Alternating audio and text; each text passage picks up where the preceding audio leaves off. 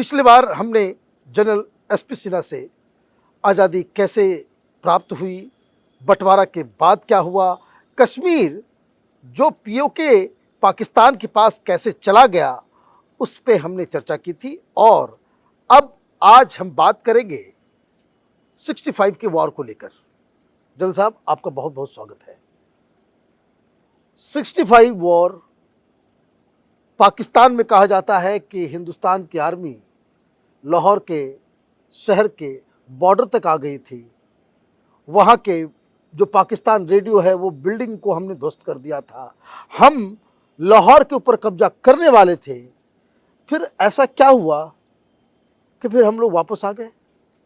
देखिए, जो पाकिस्तान की जो मिलिट्री थिंकिंग थी, स्ट्रेटजी कि नेहरू चले गए, अब एक छोटा सा कद का आदमी हिंदुस्तान का प्रधानमंत्री बन गया, लाल बहादुर शास्त्री जी। मानिए लाल बहादुर शास्त्री जी प्रधानमंत्री करेंगे, तो वो सोचा कि इतना छोटे कद का प्रधानमंत्री हमारा क्या कर लेगा, यही समय है फिर से अटैक करो। 1947 में जो हम फेल किए, ये मौका है, लपेट लो जम्मू एंड कश्मीर को। तो उसका उद्देश्य था, पाकिस्तान ने ऑपरेशन जिब्राल्टर लॉन्च किया और उसका उद्देश्य था कि जम्मू को बाकी हिंदुस्तान से कट ऑफ कर दो। और इसलिए उसने अपने फोर्सेस को जम्मू एंड कश्मीर में इन्फिल्ट्रेट करने की प्लानिंग बनाई और 26,000 से 33,000 पाकिस्तान सोल्जर एलओसी क्रॉस किए। और जब ये स्थिति का ज्ञान हुआ तो लाल बहादुर शास्त्री कद के तो छोटे थे, लेकिन साहस के वो पहाड़ थे, हिमालय थे साहस के। पाकिस्तान ने मिसरीड किया व्यक्तित्व लाल बहादुर शास्त्री जी को।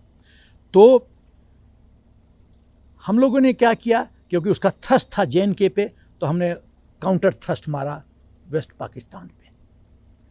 और हमने वेस्ट पाकिस्तान पे फिर लॉन्च किया काउंटर, फिर पाकिस्तान ने काउंटर अटैक किया। उसका एम था कि अखनूर को कैप्चर कर लो, जम्मू जो क्षेत्र में है। और यदि ऐसा हो जाता, तो यदि अखनूर कैप्चर हो जाता तो कश्मीर चला गया होता, वो रास्ता ही कट गया होता। तो यदि वो कट गया होता तो कश्मीर एक पके हुए आम की तरफ था, गिर जाता और पाकिस्तान खा लेता।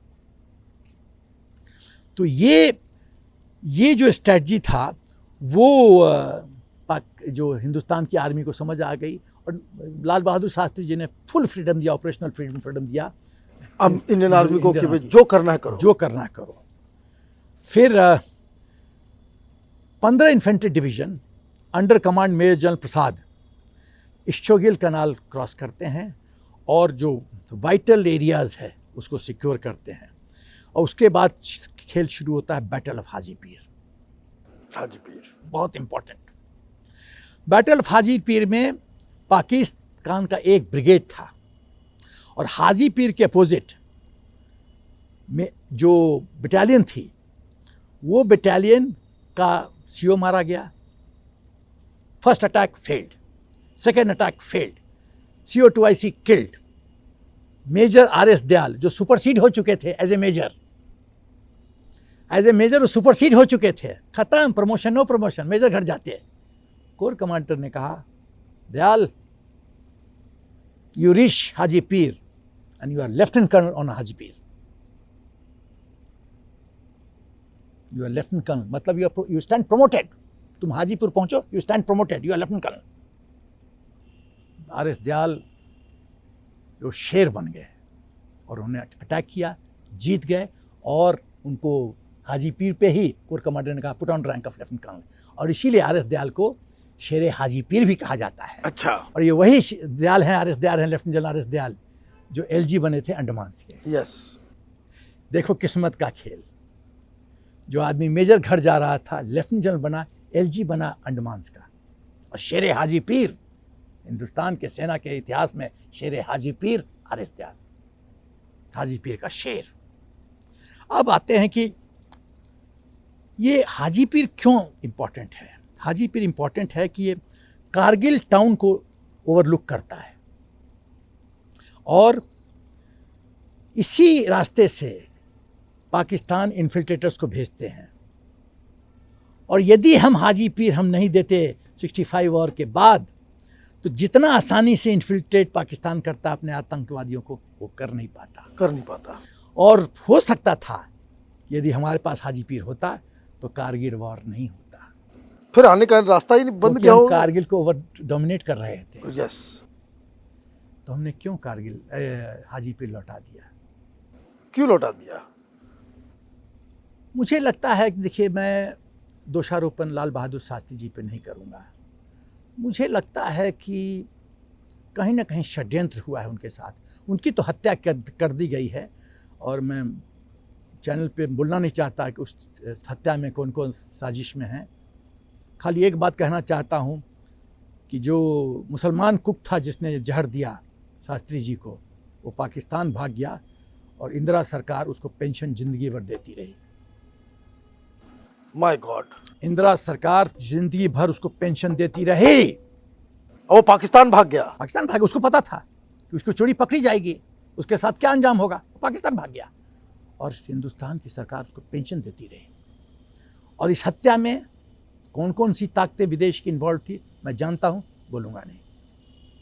मैं जानता हूँ उस रात को क्या क्या हुआ। तो इसका मतलब हम 65 वॉर में भी हम जीत गए, लेकिन फिर भी हम टेबल पे जाकर के हार गए। एकदम। अब मैं कहना चाहता हूँ कि यदि हाजीपुर लूज़ करने से, लौटाने से हमको दो डिसएडवांटेज हुआ। कि यदि हाजीपुर पास हमारे पास होता तो जम्मू से श्रीनगर जो पुंछ के माध्यम से जाता है, वो डिस्टेंस 200 किलोमीटर से कम हो जाता। तो हमारा ट्रैवल टाइम कम हो जाता है। ओके। तो हमारी जो बैटल मोबिलाइजेशन है वो बहुत ज़्यादा एफिशिएंट हो जाती है। दूसरी बात कि जैसा हमने कहा कि इन्फिल्ट्रेशन का बात, कि यूरी और पुंछ बल से ही मैक्सिमम इन्फिल्ट्रेशन होता है। रास्ता इतना सुगम है, वो ख़त्म था कहानी। अब हम आते हैं हीरोज़ ऑफ 65 वॉर। यदि हम हीरोज़ की 65 वॉर के बात करें तो आप जिरात की बात कीजिए, आप बिस्ट की बात कीजिए, लेफ्टिनेंट तारापुर की बात कीजिए, खान की बात कीजिए। तो ये यदि तारापुर की बात करें तो Tarapur 17 horse battalion regiment, Poona horse के में लेफ्टिनेंट कर्नल थे, आर्मर्ड कोर रेजिमेंट 17 हॉर्स। और उन्होंने जो चविंदा बैटल ऑफ चविंदा में जो अपना वीरता दिखाया, वो सराहनीय है। इसलिए उनको गैलेंट्री अवार्ड से सुशोभित किया गया। वो एक लेफ्टिनेंट कर्नल जेई जिरात थे, और वो भी वीरता दिखाते दिखाते उन्होंने ऐसा प्रदर्शन किया कि आज हिंदुस्तान आर्मी के इतिहास में, हिस्ट्री बुक्स में वो रिकॉर्ड है, आर्काइव्स में। स्क्वाड्रन लीडर BS सिखंड और स्क्वाड्रन लीडर जॉनी ग्रीन जो नैट उड़ा रहे थे।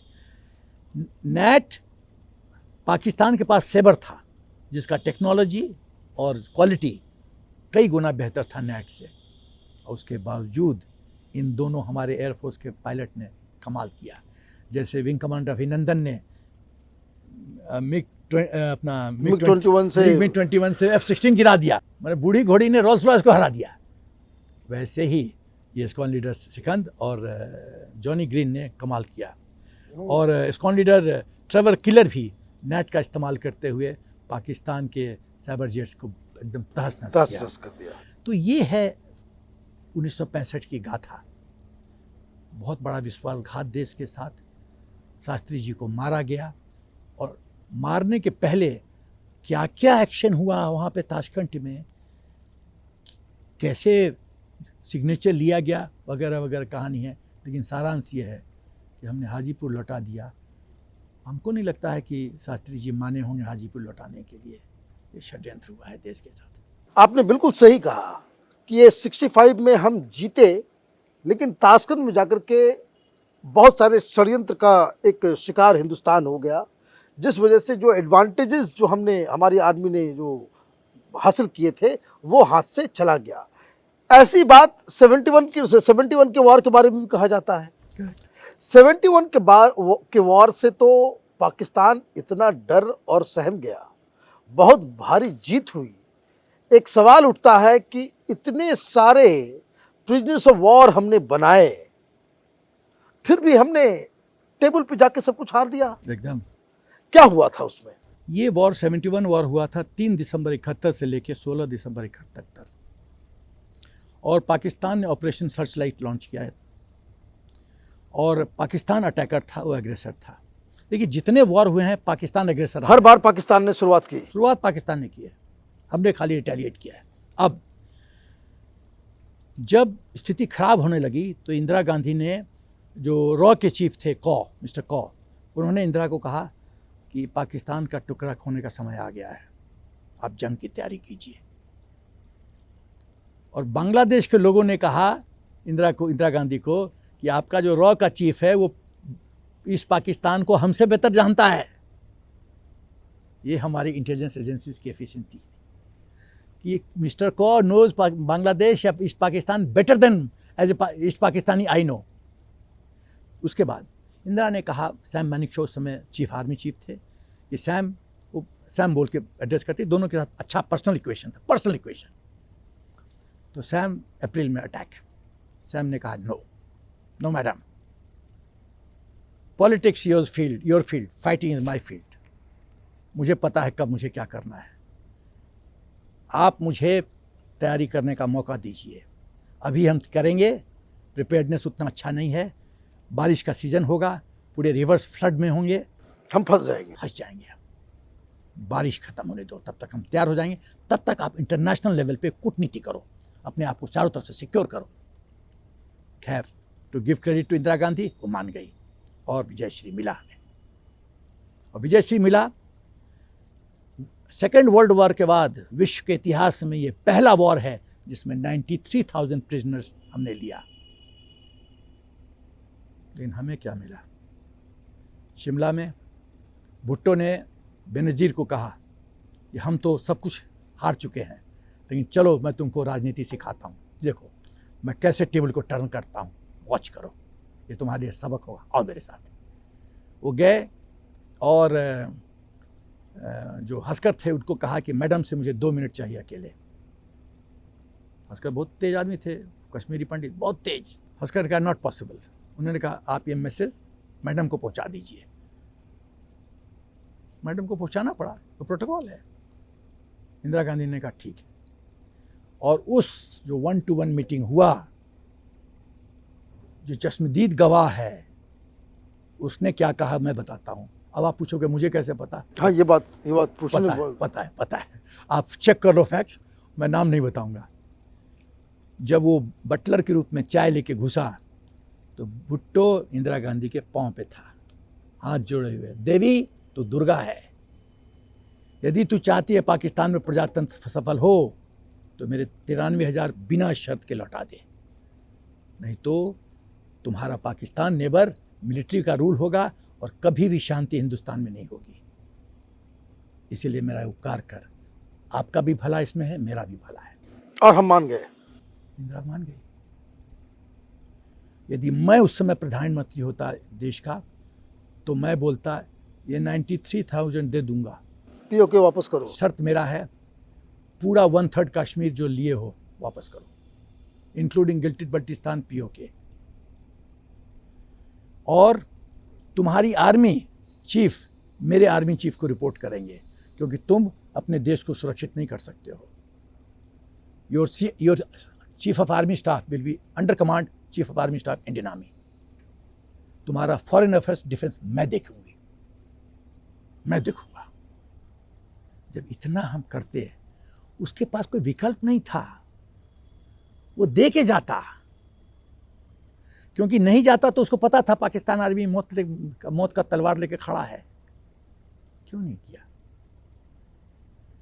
हमने इतना खून बहाया, हमें क्या मिला? बांग्लादेश को, ईस्ट पाकिस्तान को, मुजफ्फर रहमान को बांग्लादेश मिला। पाकिस्तान का एक टुकड़ा हुआ, लेकिन उसको प्रिजनर मिल गए वापस। मॉरल विक्ट्री मिला, भुट्टो सिक्योर हो गया। हमें कुछ नहीं मिला। हिंदुस्तान को क्या मिला? हम युद्ध जीत भी रहे हैं और हमारे हाथ कुछ नहीं आ रहा। बस यही तो। हिंदुस्तान ने 13,000 स्क्वायर किलोमीटर जमीन जो 71 वार में कैप्चर किया था वेस्टर्न फ्रंट पे लौटा दिया। My God. और हम 1 इंच भी पीओके का वापस नहीं लिए। वही नहीं, 27 एयरफोर्स ऑफिसर्स उस समय पाकिस्तान के जेल में थे, क्यों नहीं इंदिरा ने वापस लिया उनको? तुम 93,000 लुटा रही हो, अपने 17 एयरफोर्स को ऑफिसर्स को नहीं ले सकती थी वापस? क्या नेहरू परिवार, क्या क्या करते हो तुम लोग, क्या क्या करते हो, देश के साथ क्या क्या किया तुमने। अब आते हैं हीरोज ऑफ 71 वॉर। पहला, मेजर कुलदीप सिंह चांदपुरी, ये 23 पंजाब रेजिमेंट के ऑफिसर मेजर थे, और एक कंपनी स्ट्रेंथ, मतलब बटालियन, इन्फेंट्री बटालियन में होता है सेक्शन, प्लाटून और कंपनी। एक कंपनी स्ट्रेंथ 120 जवान के साथ 2800 ट्रुप्स पाकिस्तान को फेस कर रहे थे। My God. और पाकिस्तान के 45 टैंक्स को फेस कर रहे थे। और जब उन्होंने रीइंफोर्स मांगा, उन्होंने कहा कि I am outnumbered, ratio is 120 versus 2800 plus 45 tanks of Pakistan. तो बटालियन हेडक्वार्टर से मैसेज आया, नॉट पॉसिबल, 6 घंटे से पहले नॉट पॉसिबल, इधर विड्रॉ और last man last round. Chandpuri ने कहा लास्ट मैन लास्ट राउंड, हमारी सेना की सिखलाई है, हम विड्रॉ नहीं करेंगे, लास्ट मैन लास्ट राउंड, लड़ेंगे, मरेंगे लेकिन लड़ेंगे। अब 45 टैंक्स इन्फेंट्री कैसे टैंक से बचे? हेस्टिली उन्होंने एंटी टैंक माइनफील्ड लगाया, कैजुअल्टी किया और 12 टैंक डिस्ट्रॉय किए, और कुछ ऐसा सिमुलेट किया बैटल कंडीशन कि पाकिस्तान रात भर के लिए डिले हो गया, और रिइंफोर्समेंट और फिर एयरफोर्स आ गई। अब फिर तो तांडव नृत्य शुरू कर दिया एयरफोर्स ने, पाकिस्तान के टैंक्स पर, जो अमेरिकन सप्लाइड टैंक्स को बर्बाद करता चला गया। उसके बाद दूसरा hero, general officer commanding 4 core, वैसे मैंने 4 कोर में नौकरी किया है, असम में है, जगह छोड़ दीजिए। जनरल सगत सिंह राजपूत, शेर बब्बर, जवान से अफसर बने थे, लेकिन क्या काबिलियत, क्या सोच। उनको कहा गया था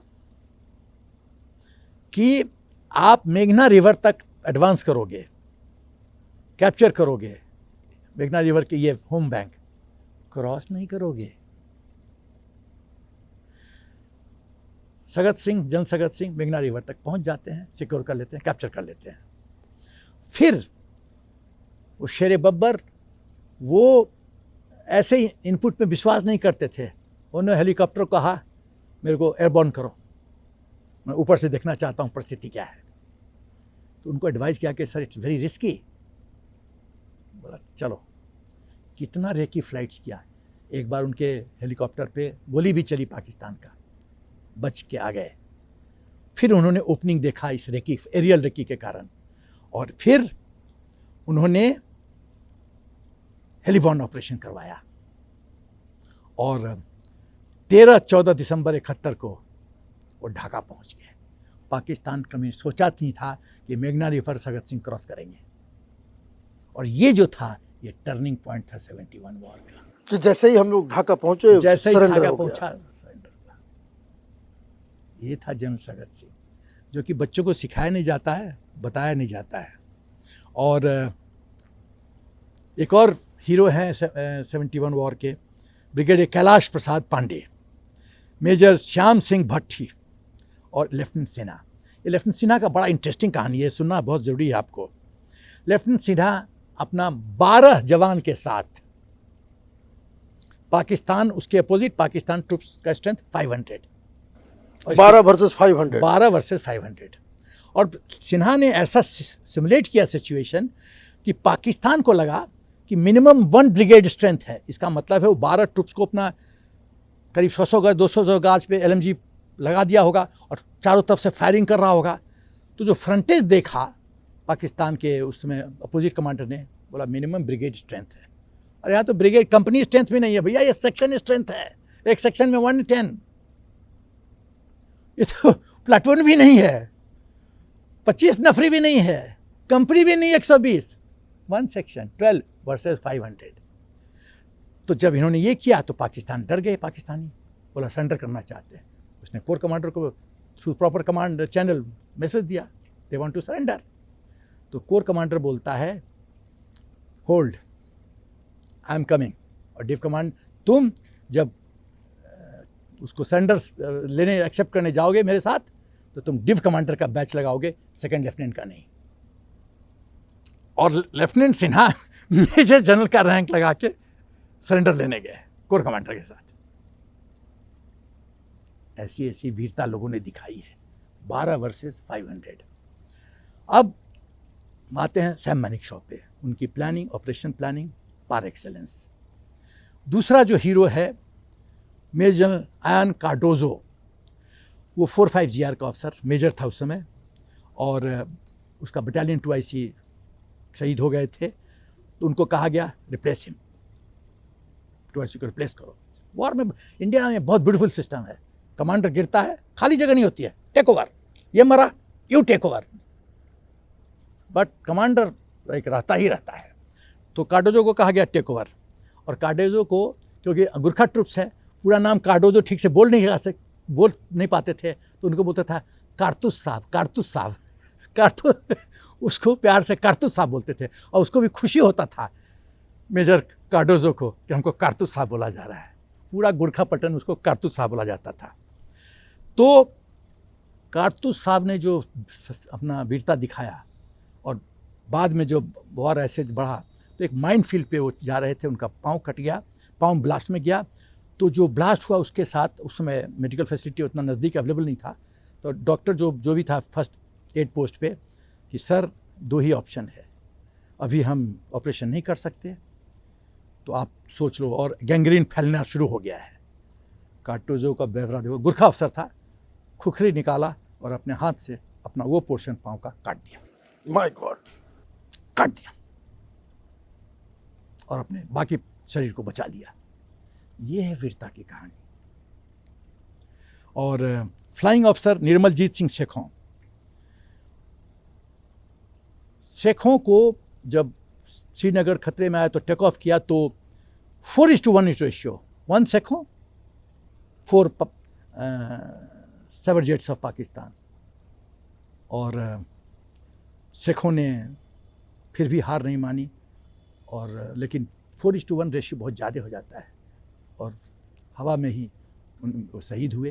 लेकिन इतिहास गवाह है कि शेखों ने जो वीरता दिखाया वो बहुत ही काबिल तारीफ़ है। और मेजर AS बैल, officer commanding 1 squadron of 17 horse, उन्होंने भी जो वीरता दिखाई वो भी बहुत काबिल तारीफ़ है। आपका बहुत बहुत धन्यवाद कि आपने पूरे डिटेल में इन दोनों वॉर्स के हीरोज़ के बारे में बताया, और कुछ ऐसी कहानियाँ बताई जो पहले हमने तो सुनी नहीं थी। आपका बहुत बहुत धन्यवाद।